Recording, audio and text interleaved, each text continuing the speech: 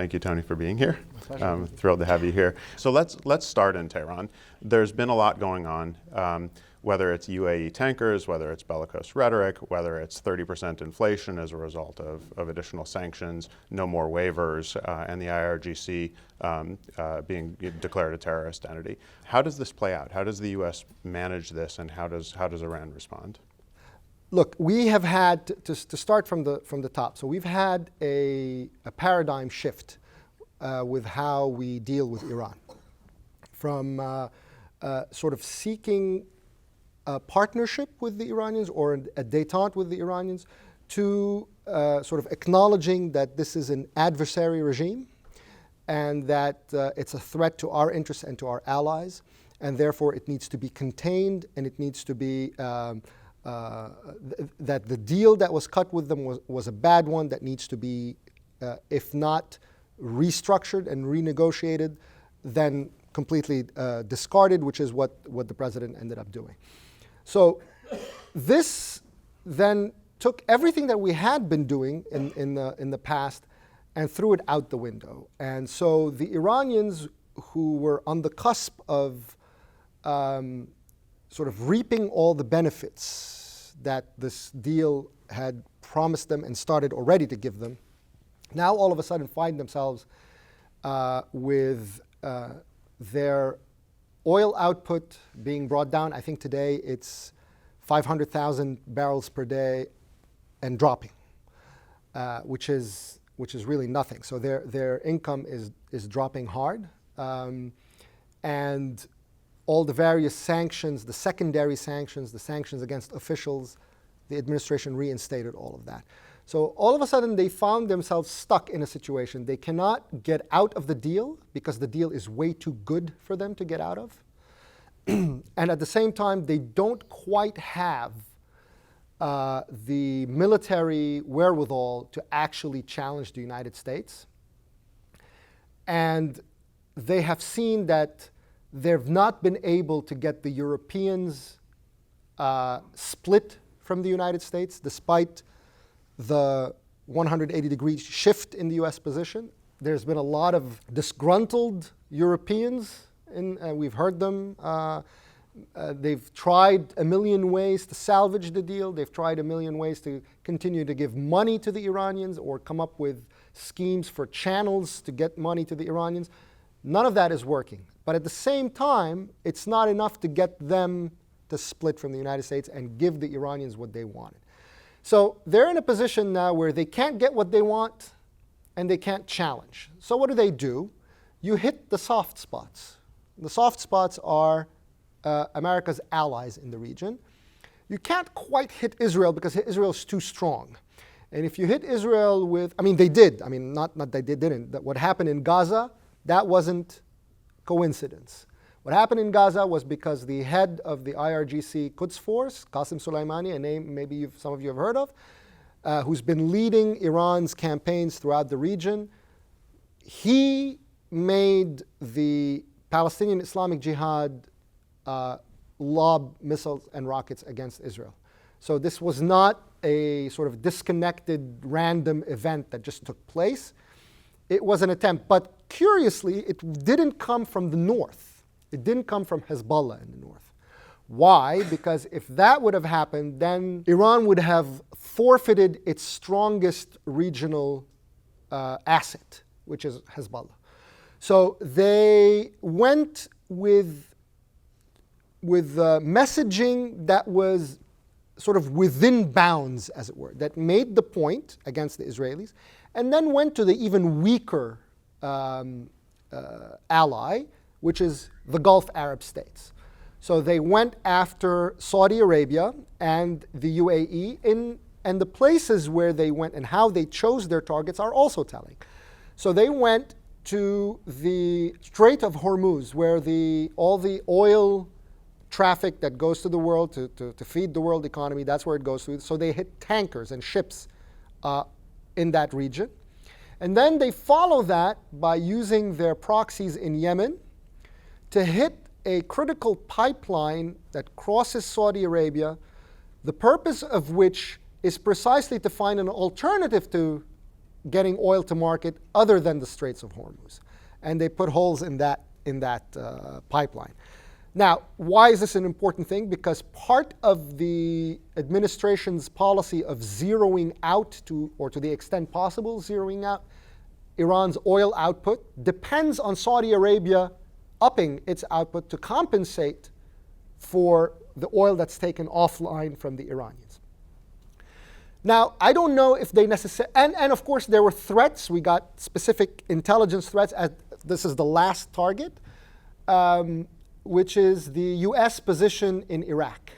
So Iraq is a place where Iran holds tremendous sway. And for the last 8 years, as the United States has been pursuing its counterterrorism campaign in Iraq against ISIS and Al-Qaeda and all that stuff, it was happening effectively in partnership with Iran's assets. So there was the posture of the United States in Iraq, be it from the legacy of the Iraq War, where we wanted to sort of prop up the Iraqi government, or from the subsequent counterterrorism legacy of the last 8 years against, or rather, 5 years since 2014 against ISIS. Its purpose was to pose the question to the United States, do you want to forfeit this? Or do you want to put your soldiers in harm's way? Basically, the Iranians ran down the playbook that they have at their disposal. I'm not sure if they were banking on the type of response that they got, because you'll recall that in the past, when they kidnapped U.S. sailors, the response was, let's pick up the phone and try to find a way. How can we pay them off? What deal can we cut secretly between the Secretary of State and their foreign ministers so that this thing can be sort of papered over and we can get back to business? This is no longer the case, and now all of a sudden there's a clarity with regard to where the United States stands, where its allies stand, and where Iran stands, and what constitutes permissible behavior and behavior that will get you potentially thwacked. Okay? So now, you ask, where are we going? Does this mean that we're going to be trading blows with the Iranians? No, I don't think so at all. We're reestablishing the concept of deterrence, which had collapsed before. They know that they are no match. They know that their only hope is to hit our weak sides, which is why they started with Saudi Arabia. Is the United States going to go to war with Iran because of Saudi Arabia? No. They know that. They know that domestically that's not going to fly. So that's where they tried. But now there are carriers in the region. There are Patriot missile batteries that had been removed. Now they're coming back. Potentially, there are going to be some troops that are going to come with them. Not just American troops. British special forces have announced that they too have understood the threat and that they are going to join. So now it just poses the question very differently to Iran as to, do you really want to test this? Do you know what kind of response you're going to get?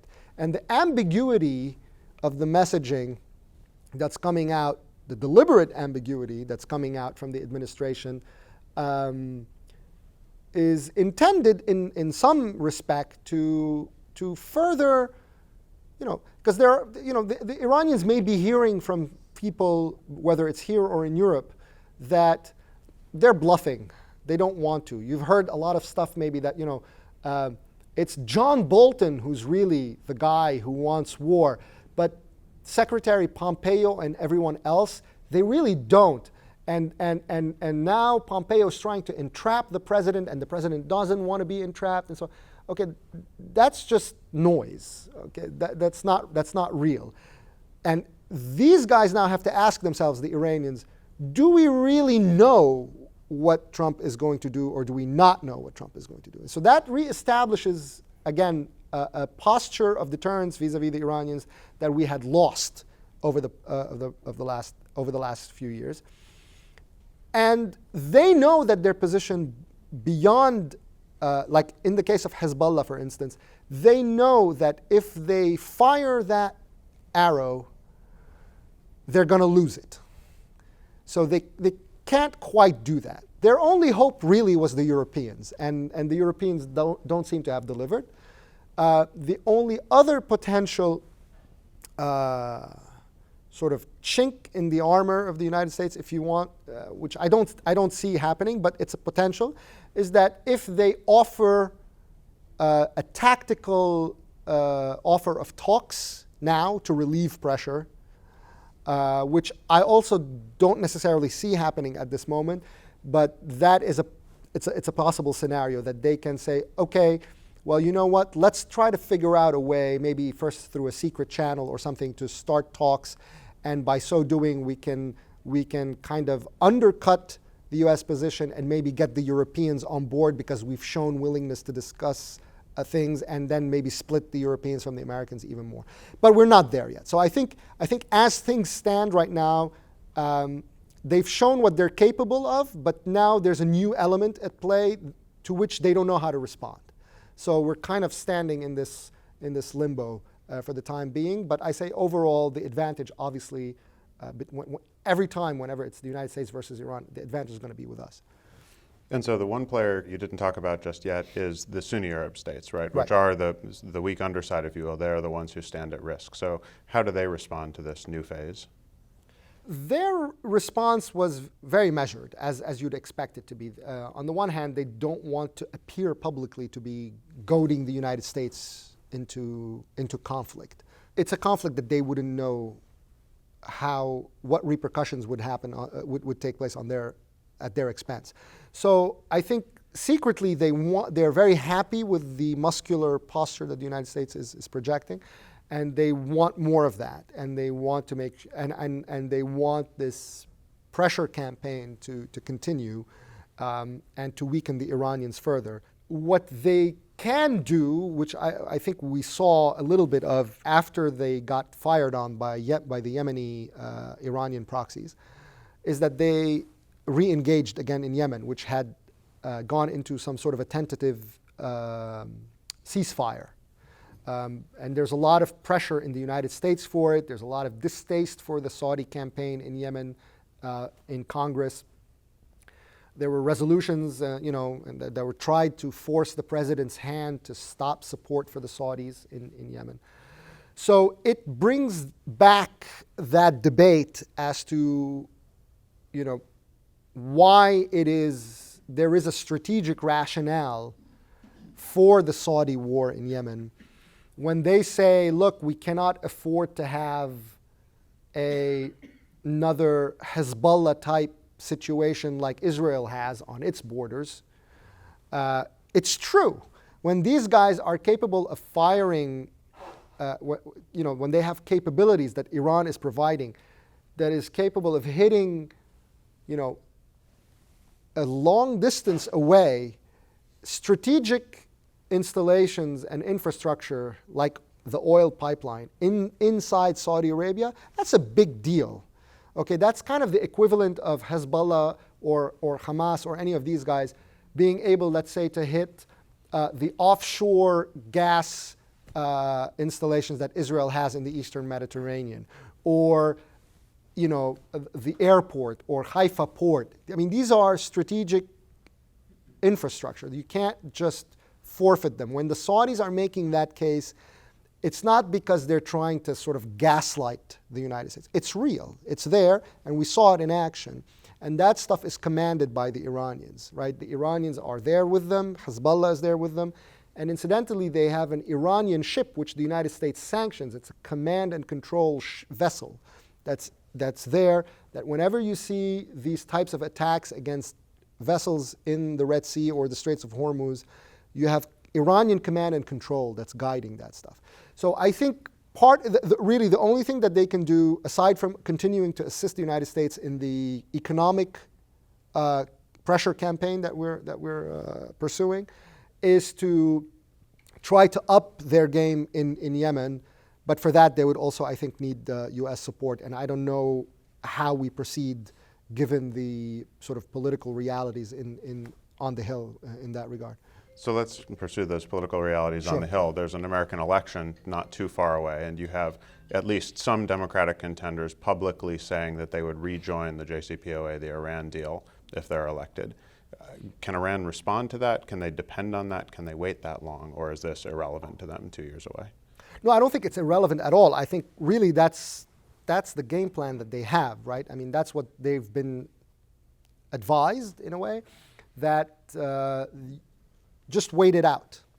2 more years, then we go back to where we were in 2015 and 16. The messaging that's coming up obviously is not helpful in that regard. My colleague at FDD, Mark Dubowitz, who's been leading voice on the Iran sanctions and policy of maximum pressure, proposed recently in an article that I encourage you to read that maybe we should start moving through legislation in Congress to try to undercut the possibility of a return to the JCPOA as it was in 2015 and 2016. We will see if there's movement going to be in that regard. That will also obviously weaken the Iranian bet on that. Obviously, if this administration wins re-election and stays, 2 years of suffering financially, and they are hurting. Let's not sugarcoat it.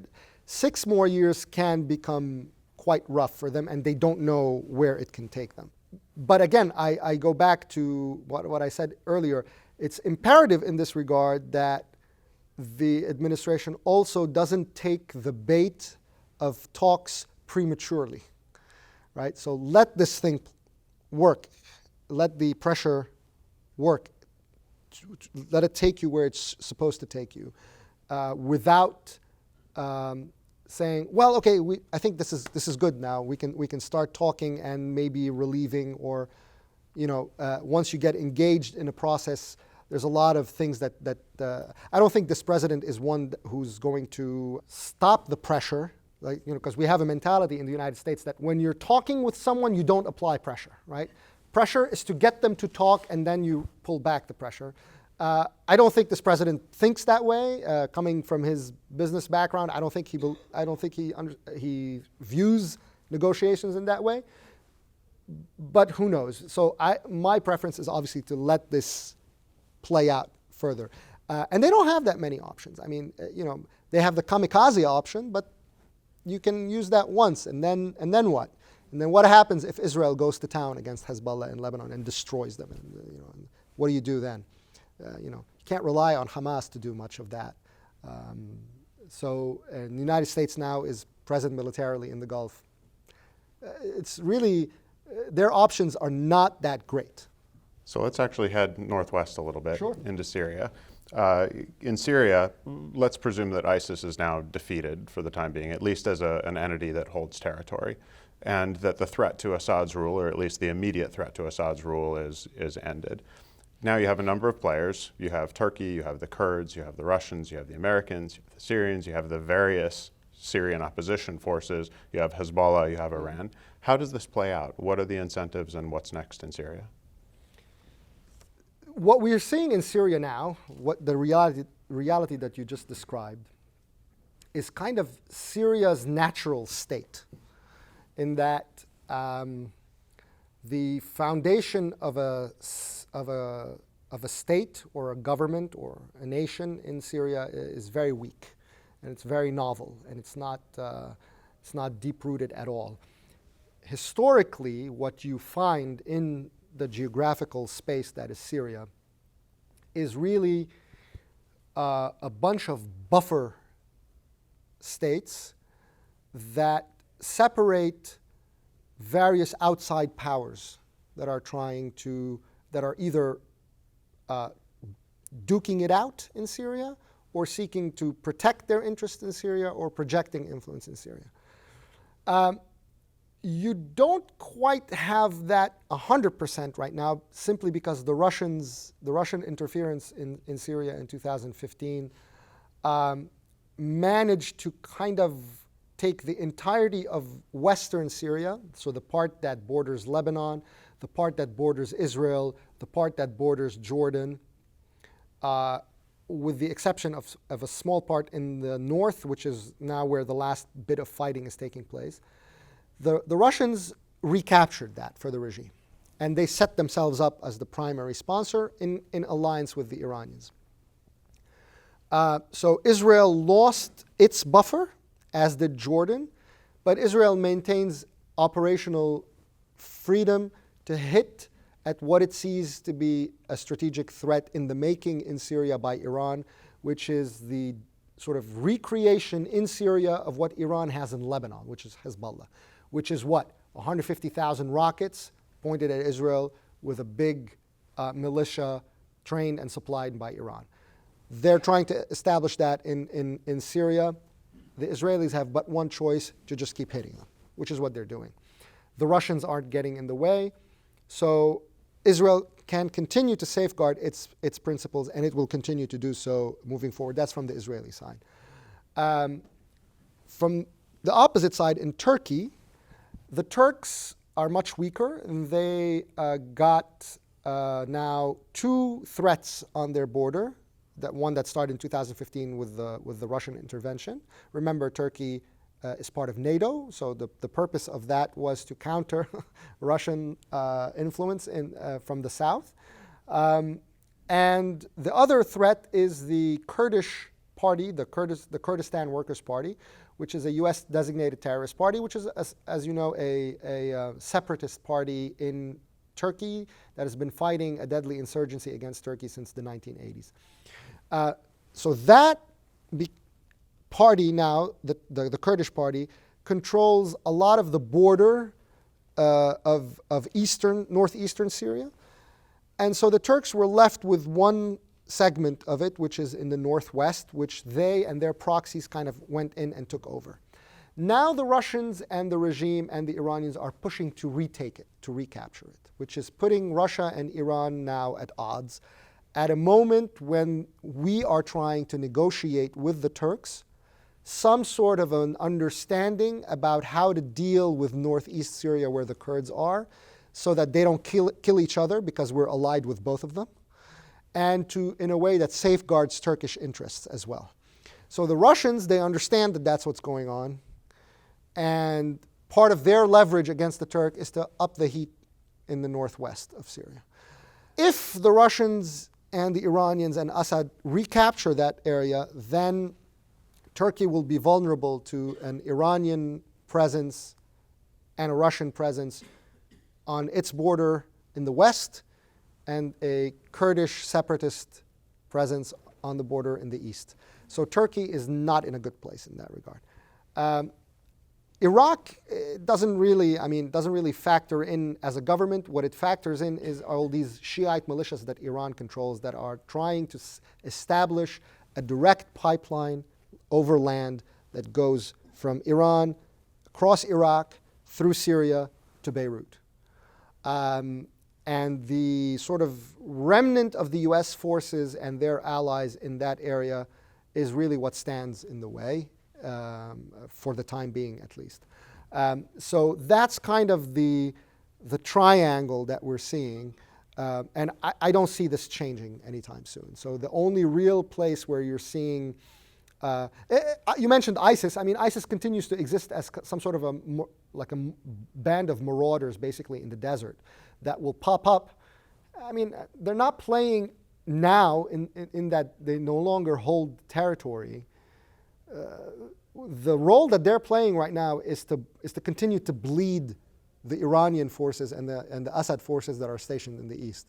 So they're bashing each other at this moment, and the United States is focusing its attention on trying to get some sort of an understanding between Turkey and the Kurds, and the Russians are trying to mess that up in the West. That's, in short, where we are.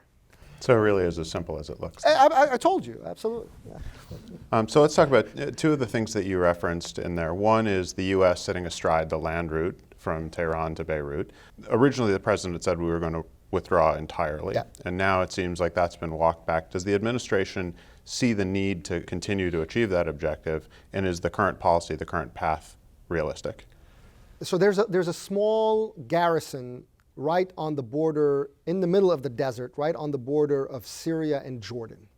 And that one sits, like you said, it sits astride that highway that connects Iraq and Syria to Damascus, and from there to Beirut. So it just makes it easier for the Iranians to run things by using trucks as opposed to having to fly them over into Damascus airport, which makes it easier for the Israelis to hit. If you diffuse them in trucks, while it might take longer, it might become messier, it's harder for intelligence to capture, basically, and for it to be hit. Yes, our presence there disrupts the most favorable highway that makes it easiest for them to do so.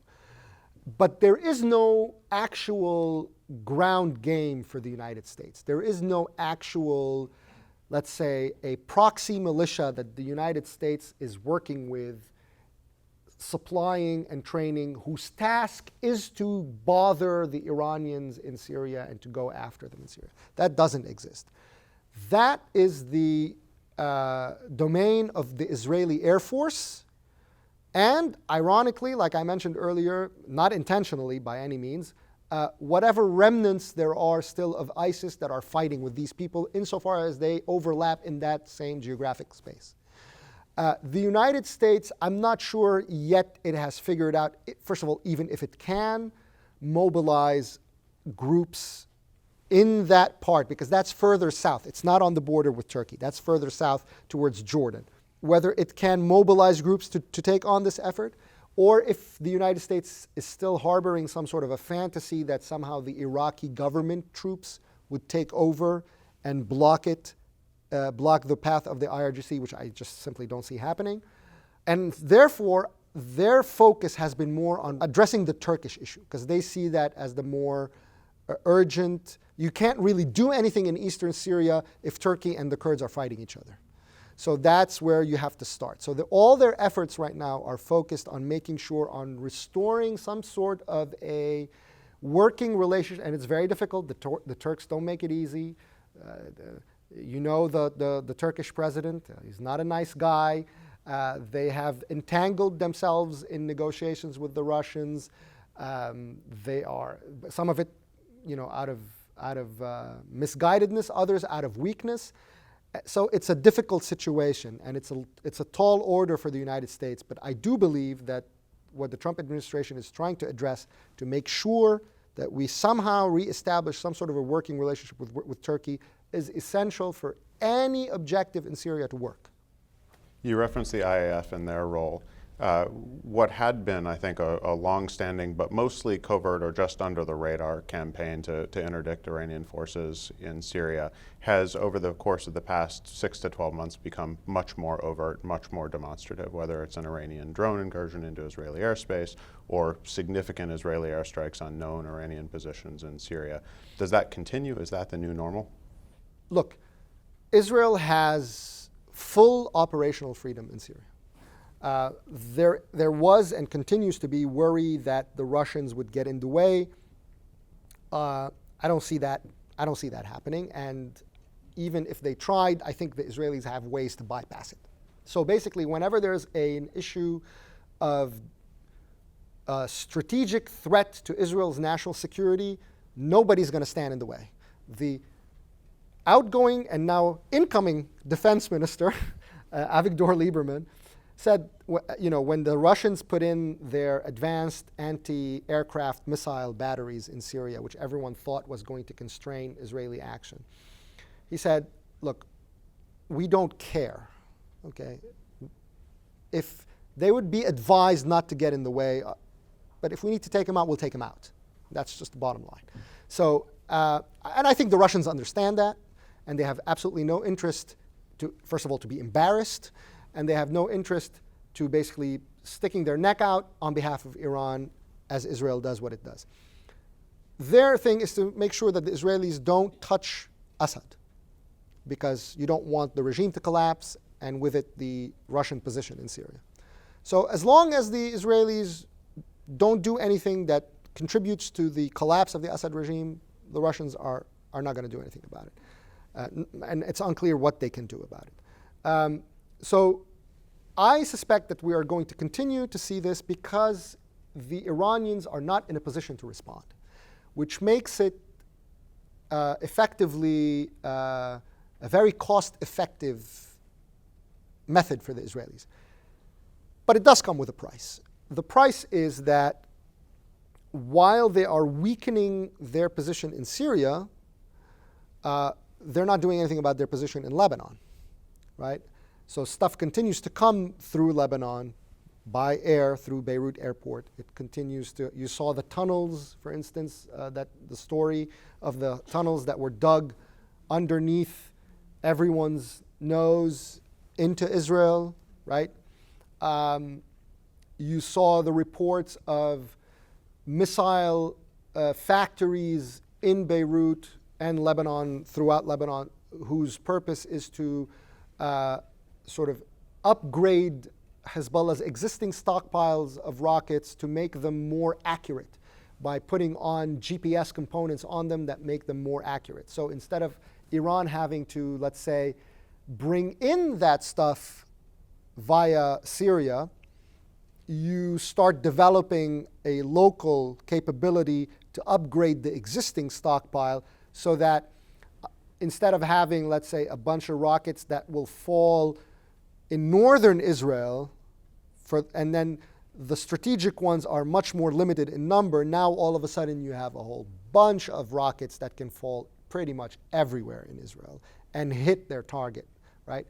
So the Lebanon side of things is, I think, one of the places where this trigger-happy campaign, which is very effective and very necessary in Syria, maybe not, that's not the word I was looking for actually, like this kind of like a free shooting or kill zone type situation in Syria where Israel can just go and hit, no problem. We cannot let that sort of blind us to the continuing threat and in many respects maybe metastasizing threat in Lebanon. So ultimately, this can go on indefinitely, or there's something that might happen that can change the Israeli calculus and say, look, we cannot tolerate that anymore in Lebanon and we need to take action. At which point you're looking at a scenario for a serious conflict, potentially a serious conflagration in between Lebanon and Israel. But now Hezbollah is not in a position to do it. If they do it, they're going to suffer tremendously. And the Israelis can afford not to do it to allow the United States to continue its pressure campaign while Israel continues to hit them in Syria without any real cost. So I think that is the status quo that's probably likely to continue. So let's talk about that Hezbollah position. Exiting the Syrian conflict, they are still a significant force. They're a more experienced force, but they've taken significant casualties. Some of their routes for resupply have been closed down, but as you say, new ones have opened up. Are they stronger or are they weaker? They're both. Hezbollah went from, remember the 2006 war, right? So the 2006 war, it was a paradigm shift. Israel was trying something new as to how it responds to Hezbollah's provocations in Lebanon in a manner that it didn't in the previous decade. They went about it with not the best of leaderships. They went about it when the military was not at its peak, wasn't prepared for this new shift. And yet, still with all of these constraints, they achieved a deterrence equation, because they were able, nevertheless, to bring tremendous destruction on Hezbollah and on Lebanon more broadly, which made Hezbollah rethink its thing. But the situation that we have in 2006 was such that Israel would hit in Lebanon and not really touch Syria, because it didn't want war with Syria, which meant that the logistical pipeline was open, and it was safe in Syria. Now that's gone. So that's a vulnerability. But on the other hand, that area in Syria along the border with Lebanon is now controlled by Hezbollah.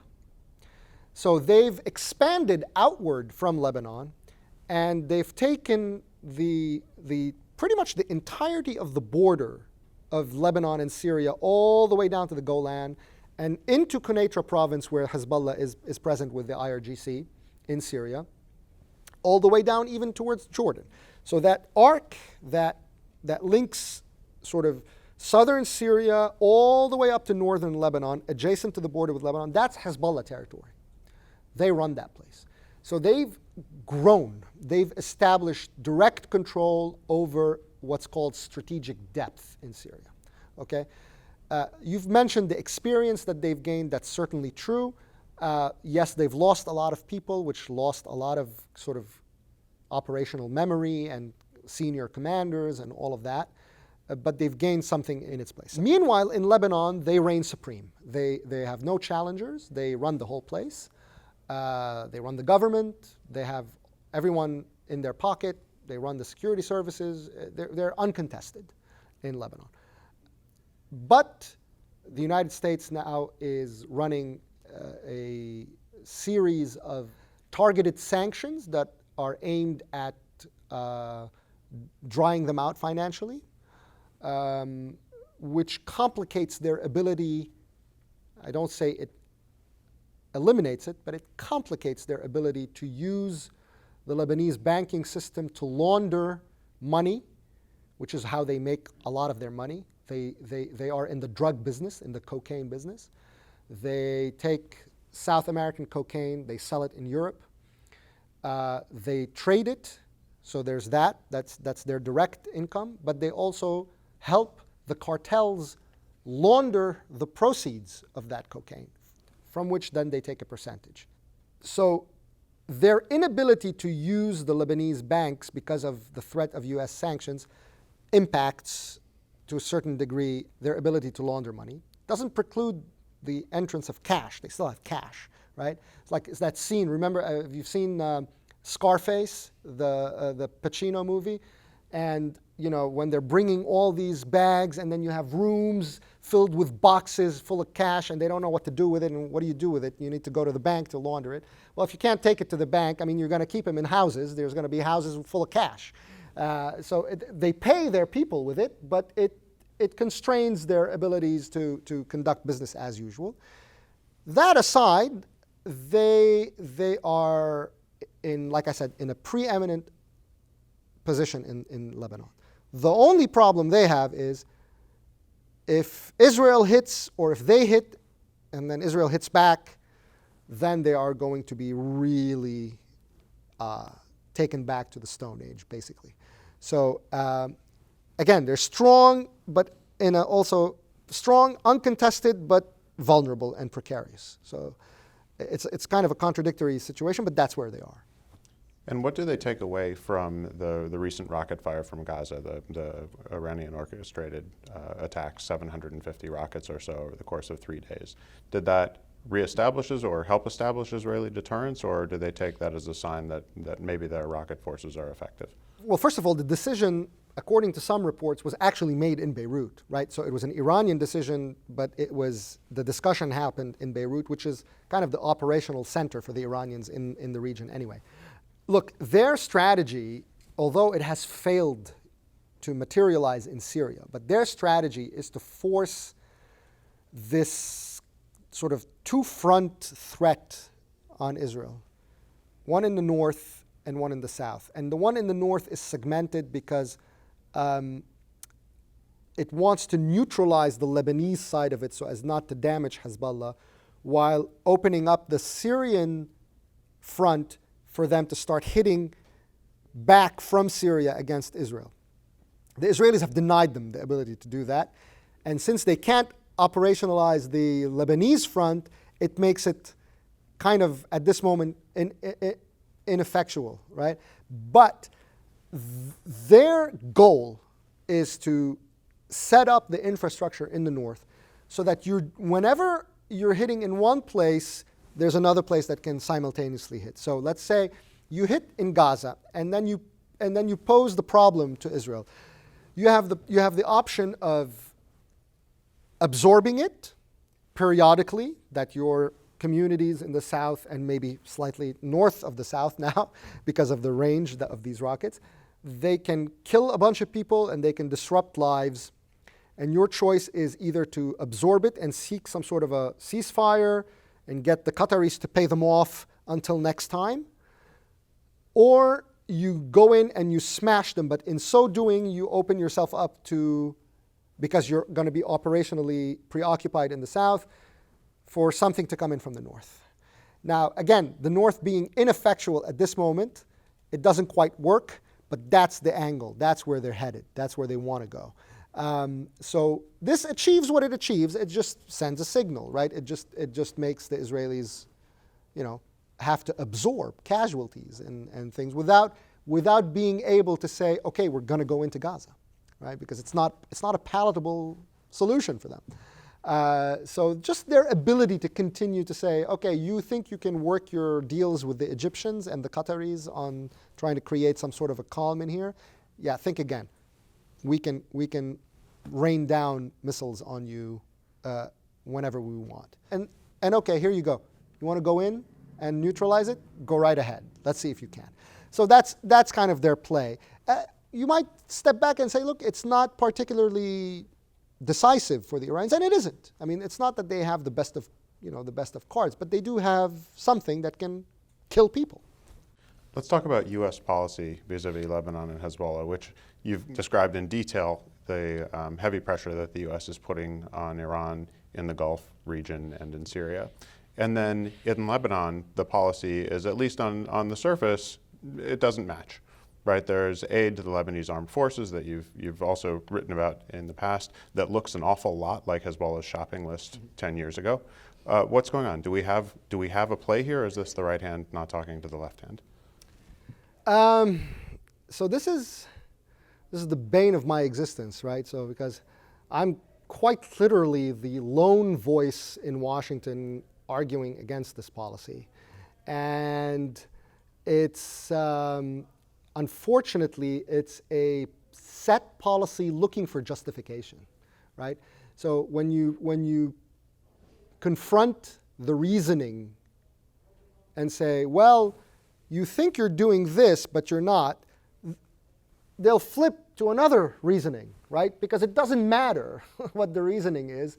What matters is the continuation of the policy. It's just looking for a justification is all. So one justification is that, well, the Lebanese armed forces were fighting the threat of Sunni radicalism from Syria, and it was important for us to make sure that we helped them in that regard. Bogus. There was no threat. And insofar as there was a threat, it was a response to the fact that Hezbollah was running operations out of Lebanon to massacre and ethnically cleanse Syrians. It was happening from Lebanon, okay, with the assistance of the Lebanese armed forces. But we go back to a period, this is a period between 2014 and 2013 and 2016, at a period when official US policy was to make friends with Iran, was to respect their spheres of influence in the region. So we kind of put Lebanon in that category as well. But once you've put the LAF's, the Lebanese Armed Forces support policy, in the hands of the Pentagon, that's where things go to live forever, right? Basically, it's a black hole, right? Once the policy starts, it will never end, especially when it's put in the sense of, when it's framed as a partnership in the war on terrorism, right? I mean, how can you, who's going to argue against that? Or then when you say, well, we don't want Lebanon to be destabilized. Now, I would ask, why not? But other people will say, well, yeah, that's reasonable. I mean, we don't want destabilization. It's enough. Look at all the destabilized places in the region. Why should we have one more? Besides, there are a lot of people who don't like Hezbollah in Lebanon. We should help them. That's a third argument, right? So you're jumping from one argument to the next that don't make sense. The third argument is that the way to defeat Hezbollah in Lebanon is by strengthening Lebanese state institutions. Now, if you know what Lebanese state institutions are and you can educate me, I would be very grateful, because I've tried to know what they are and they don't seem to exist. But we believe that they do exist, and we think that if we strengthen them, we'll defeat Hezbollah. Now you tell them, but wait a second, Hezbollah actually runs the government. So when you're strengthening the government, aren't you de facto strengthening Hezbollah? No. Okay. So, I mean, you don't get a straight answer, because it's not real. It's just a set policy looking for justification. It is absolutely right that it stands in stark contrast with the idea of maximum pressure on the Iranians. If you want to have maximum pressure on the Iranians, you have to have maximum pressure on the Iranians. That means no Iraqi loophole. That means no Lebanese loophole. That means you don't let them off the hook in certain places. Now they'll tell you, look, we're doing the bare minimum. We're making sure that the banks don't help Hezbollah, and that's enough. I don't think so. There are other ways that Hezbollah uses Lebanon, both to make money and both to run operations, and we have not done anything. The fact that the Hezbollah was able to dig tunnels underneath the nose of the LAF and the UNIFIL forces, the United Nations forces in the south, and somehow there was no repercussion for that, that the Iranians fly in weapons directly to Beirut airport, and that there's no repercussion to that, that to me, it does not make sense. It doesn't compute. But if you know of a better way than the one I've been pursuing to try to convince the U.S. government to stop this, please let me know, because it seems like you're talking to basically to people who are in a cult, right? You try to tell them, well, no, the sky is blue. It's like, no, actually, our prophet says that the sky is actually red. It's like, but yes, I understand, but look, it's blue. It's like, no, it's actually red. So it's like, all right, at some point you say, fine. We're just setting a marker.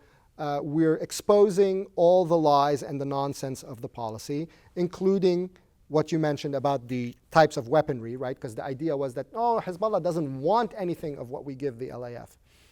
Well, actually go back to all the criminal Department of Justice cases that we have against Hezbollah members that we've arrested in the United States, and look at the types of weaponry that they were trying to procure illegally in the United States. And then I did that for you. You can go ahead and read my article on it in Tablet Magazine. Cross-check that with the types of weaponry we give the LAF, and you'll see how much overlap there is in between. But that's only one aspect of it. The other aspect is the one I told you about earlier. During the previous administration, our support for the Lebanese armed forces directly helped Hezbollah secure its flank and its logistical routes as it pursued its campaign of ethnic cleansing and slaughter in Syria. That means that the support that we gave to Lebanon during those years made us complicit in assisting Hezbollah and Iran in the slaughter of 500,000 Sunnis in Syria. That's the uncomfortable truth. So are there prospects for Lebanon? A generation ago, Rafiq Hariri succeeded in substantially throwing off Syria's influence. Well, he didn't succeed. He was blown up. Well, temporarily. Upon his death, there was a momentum that was built on that led to the Syrian withdrawal from Lebanon. He unfortunately didn't live to see it. But the Syrians that were thrown out of Lebanon were the role that they played in dominating Lebanon was replaced by Hezbollah, which incidentally, it's not because it's either or. Because when the Syrians were there, their tools on the ground to achieve that dominance was Hezbollah itself. It was a partnership with Iran. The Syrians had a partnership with Iran in Lebanon, which is what led to the growth of Hezbollah over the last 40 years. When it reached the apex of its power, right, it took over. And now they control everything, right? So I am one of those who do not see a prospect for anything positive coming out in Lebanon. But I also go a step further. I don't think that it matters, really, for the United States. Because what our interest in Lebanon I mean, we can talk about it in terms of niceties that we would like for the Lebanese people to have a nice life, peaceful life, if they can have it, and so on. So that's nice. But as far as hard U.S. interests are concerned, our interest in Lebanon really revolves around Hezbollah and any influence of the Iranians and their allies might have that would threaten our allies. That's really the bottom line. So if we can achieve that with the Lebanese having a nice life, that's nice. I don't see how it happens, but okay. Otherwise, it's immaterial, right? The point is, this is the problem as far as U.S. Policy is concerned, is to make sure to address that threat, which, by the way, is not just a threat aimed at Israel. We've seen how this is an operational center that has destabilized the entire region. Hezbollah is involved in Syria. Hezbollah is involved in Iraq. Hezbollah is involved in Yemen. Hezbollah is involved in Gaza. Hezbollah is involved in the drug trade that stretches from Latin America all the way through Europe, all the way through Asia. Hezbollah has procurement networks and terrorism cells that have tried to hit Israelis, let's say, in the Far East, as well as in Latin America, right? So this is an organization with global reach, an organization that launders money, that affects the U.S. banking system, okay? These are people who are directly selling dope and working with very dangerous cartels, which exposes a very real national security threat, which we saw in the attempt to, with the Iranians were trying to assassinate the Saudi ambassador in Washington, D.C. at Cafe Milano, right? So they were working with drug cartels to do this.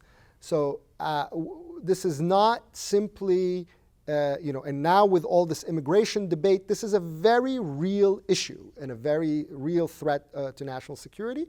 But it's a global criminal, in Venezuela, right? This is where we have now a major part of our policy. They are tight with the Venezuelan government because they're both partners in the drug business, okay, and in laundering money and in bringing in Iranian personnel into Latin America. Okay, so this is not simply a regional problem between Hezbollah and Israel and we're kind of bystanders. It's a lot bigger than that because Hezbollah fundamentally is nothing less than an extension of the Iranian regime. It's one of its arms. It's not a sort of a separate entity. It's a direct organic extension of it.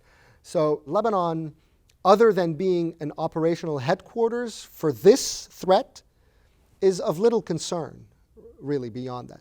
If they are able one day in their tortured society to have some measure of peace, good, but they think that they can do it on the cheap without having to pay a price for it, that someone else is going to take care of it for them without them really experiencing any disruption to their lives, right?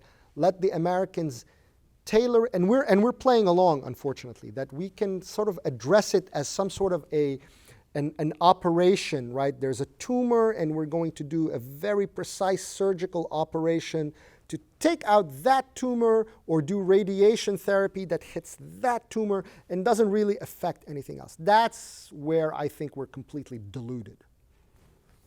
All right, I'll stop monopolizing the time and maybe we'll open it up for a few questions from the audience.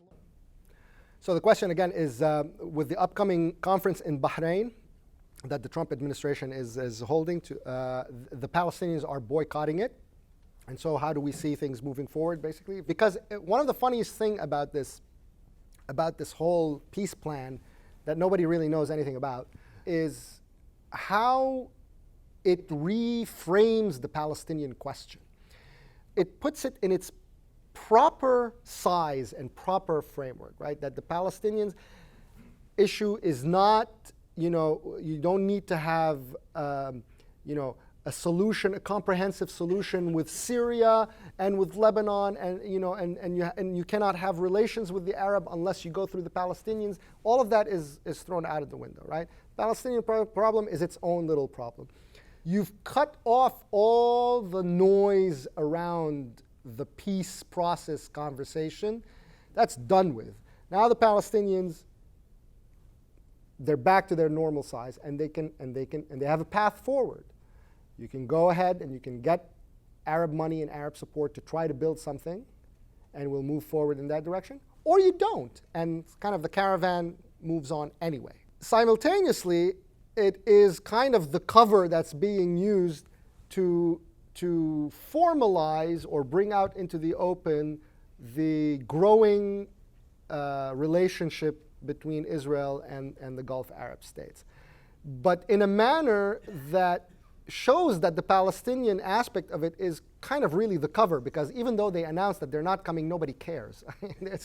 It's still going to happen, and it's still going to be moving forward, because the point of it is not about the Palestinians, because the Palestinians, like the Lebanese, like the Syrians, they're not a strategic actor. They don't really matter. What matters on a strategic level for these guys in the region, for the geopolitics of the region, is the Iranians. And the Saudis and the Emiratis, whose ships and pipelines got hit, they got hit by the Iranians. And they understand, that's where the real things are happening. And that's a paradigm shift. That's a new thing that's happening. And I think it's long overdue. Like, what happens if the rivalry between Saudi Arabia and Iran dissipates? And what that does, if I understand you correctly, what that does to the Saudi position vis-a-vis the United States and vis-a-vis Israel if the Iranian boogeyman is out of the picture, right? They've been pro-American, remember, at a time when Iran was part of the pro-American system in the region. Iran under the Shah, for instance, was part of the pro-American system and worked closely with Saudi Arabia. There's an American order of which Saudi Arabia is a member, and then there is the challenger to that order, which happens to be Iran, at this, post-Shah Iran. Previously it wasn't. So we do have a stake, and it's not a sectarian issue, and it's not some old of irrational hatred, blah, blah, blah, and so on and so on. That's not the case. And that's the thing I appreciate about the Saudis, is they are unapologetically content and proud to be an American client. We don't want to be anything else. We want for us to continue to be a client of the United States, and we want the United States to be the predominant power in the Gulf. We don't want that to change. We have no aspirations to achieve that. We don't want to achieve that responsibility. You can continue to have it. We want nothing more.